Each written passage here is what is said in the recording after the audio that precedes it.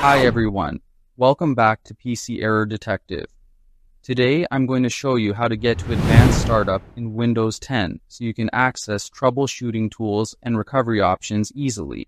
Step 1. Go to the Start menu and click on Settings, or you can right-click on the Start menu and select Settings. This opens the main configuration area of Windows where you can manage updates, system options, and recovery tools. It's the first step to accessing advanced features safely. Step 2. In Settings, click on Update and Security. This section is where Windows manages all updates and important security features, and it also includes recovery options that we need to reach Advanced Startup. Step 3. Click on Windows Update. Here, you can see your current update status and related options, but it's also where we start moving toward recovery settings. Ensuring updates are managed properly helps prevent issues when restarting in Advanced Startup. Step 4. Click on Recovery.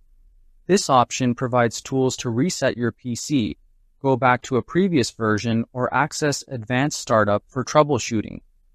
Recovery is essential if you want to fix serious problems or perform system maintenance. Step 5. Under Advanced Startup, click on Restart Now. This will immediately reboot your computer into Advanced Startup mode, where you can access options like Safe Mode, Command Prompt, and System Restore.